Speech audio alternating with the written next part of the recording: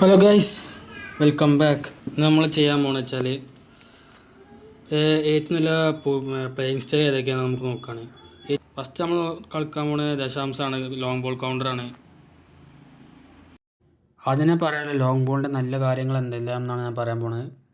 ആദ്യത്തെ കാര്യമാണ് ഡിഫൻസിൻ്റെ കാര്യം തന്നെയാണ്. നമ്മളെ പ്ലേയേഴ്സിൻ്റെ കയ്യിൽ നിന്ന് പന്ത് പോവുകയോ അതോ മിസ് എന്തെങ്കിലും ആവുകയോ അതോ അറ്റാക്കിങ് പോണ പ്ലേയേഴ്സിന് മിസ്സാവുകയോ എന്തെങ്കിലും ചെയ്താൽ നമ്മളെ മിഡും ഡിഫൻസും എന്തായാലും ബാക്കോട്ട് ഇറങ്ങി അവരെ പ്ലേ സ്റ്റൈൽ എന്തായാലും കീപ്പ് ചെയ്തുകൊണ്ടിരിക്കും. അതാണ് ലോങ് ബോൾ കൊണ്ട് മറ്റൊരു പ്രത്യേകത എന്ന് പറയുന്നത്. ഇനി അറ്റാക്കിങ്ങിൻ്റെ കാര്യം പറയുകയാണെങ്കിൽ ഈ ലോങ് ബോൾ കൗണ്ടർ എന്ന് പറഞ്ഞാൽ ഡിഫൻസിന് പ്രാധാന്യം കൊടുക്കുന്ന ഒരു കളി. അതുകൊണ്ട് തന്നെ അറ്റാക്ക് വലിയ ചാൻസ് ക്രിയേറ്റ് ചെയ്യാൻ ചാൻസ് വളരെ കമ്മിയാണ്.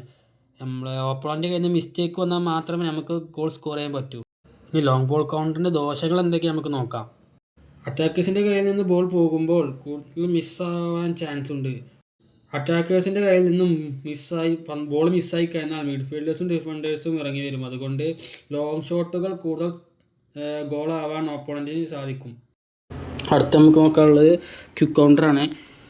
നമുക്ക് കോച്ചിനെ എന്തായാലും മാറ്റാം. നമ്മളെ ക്ലോപ്പിൽ എന്തായാലും ഇടാം.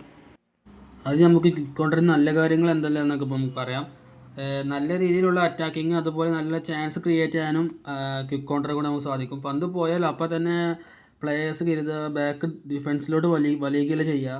പന്ത് എങ്ങനെയെങ്കിലും എടുക്കുക, അറ്റാക്ക് വീണ്ടും ചെയ്യാമെന്ന് മാത്രമാണ് ക്വിക്ക് കൗണ്ടറിലെ പ്ലേയേഴ്സ് കരുതുക. ഇനി ക്വിക്ക് കൗണ്ടറിൻ്റെ പോരായ്മകൾ എന്തൊക്കെ നമുക്ക് പറയാം. പന്ത് നമ്മളെ കയ്യിൽ നിന്ന് മിസ്സായി കഴിഞ്ഞാൽ പിന്നെ രക്ഷയുണ്ടാവില്ല. ഡിഫൻസ് പൊട്ടും, എല്ലാം പൊട്ടും. കാരണം പന്ത് പോയി കഴിഞ്ഞാൽ നമ്മളെ പ്രസ് ചെയ്യാനേ നോക്കുള്ളൂ ക്വിക്ക് കൗണ്ടറിൽ. അതുകൊണ്ട് ഓപ്പണിൻ്റെ പെട്ടെന്ന് ഗോൾ അടിക്കാനുള്ള ചാൻസ് വളരെ ഹൈ ആണ്.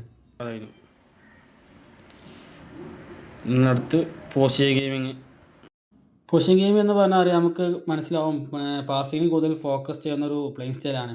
നമ്മുടെ പ്ലേയേഴ്സിൻ്റെ കയ്യിൽ പന്ത് കിട്ടിയാൽ അടുത്തുള്ള പ്ലേയേഴ്സ് ബോൾ വാങ്ങാൻ അവിടെ തന്നെ ഉണ്ടാവും. അതുകൊണ്ട് ആ അവിടെ പ്ലേയേഴ്സിന് പാസ് കൊടുത്ത ഒരു ചാൻസ് ക്രിയേറ്റ് ചെയ്യാവുന്നതാണ്. ഇനി പോരായ്മ എന്തൊക്കെയെന്ന് പറഞ്ഞാൽ ക്വിക്ക് കൗണ്ടറും ലോങ് ബോൾ കൗണ്ടറും പോലെയുള്ള ഇതേപോലെ ത്രൂ പാസ് ഇട്ട് ഗെയിമിൽ ചാൻസ് ക്രിയേറ്റ് ചെയ്യാൻ പറ്റില്ല. പാസ് ഇട്ട് നോർമൽ പാസ് ചെയ്ത് എപ്പോഴെങ്കിലും ഒരു ത്രൂ പാസ് ഇട്ട് കൊടുത്താൽ മാത്രമേ ചാൻസ് ക്രിയേറ്റ് ആവുള്ളൂ. അപ്പോൾ കഴിഞ്ഞു. Okay, by. അടുത്ത വീഡിയോ ആയിട്ട് വരെ. ബൈ.